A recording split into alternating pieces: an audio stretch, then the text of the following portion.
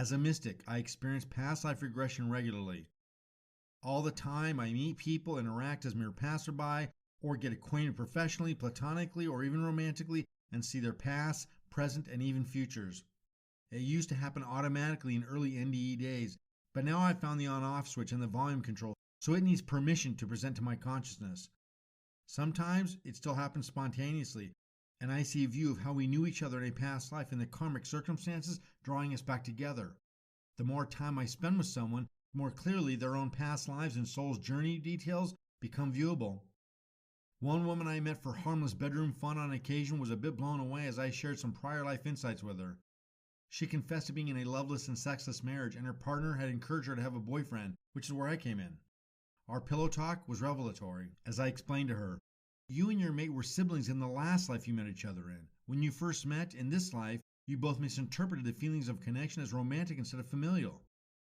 This triggered a whole paradigm shift for her, and she called me the next week. "It makes sense," she exclaimed. "Now that I'm seeing that we're more siblings than partners, I'm not angry with him anymore." The past life consideration liberated her from a wrongful expectation she had held.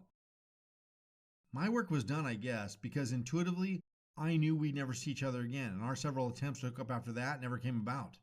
She crossed the threshold to acceptance and indifference, and their grudges with each other were dissolved.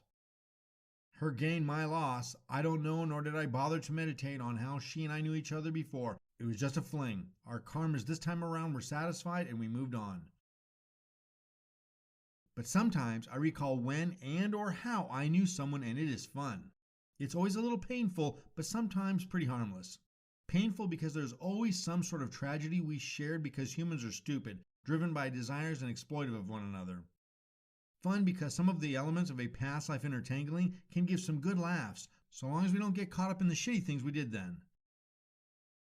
A little humor and maturity allows us to reunite with a past lover, friend, or even an enemy, and not have hang-ups on karmic debts. That's Chow-Chow-Bang. Chow-Chow-Bang is the name my current roommate goes by in this lifetime. At this moment, as I type this, he just got up from where he was sitting just a foot away, walked in front of me, between my eyes and the laptop screen, pivoted, turned, sat, and laid down. I'm now typing with far more typos and backspacing as I awkwardly bow-leg my arms around his furry body to reach the keyboard. You guessed it, he's a cat.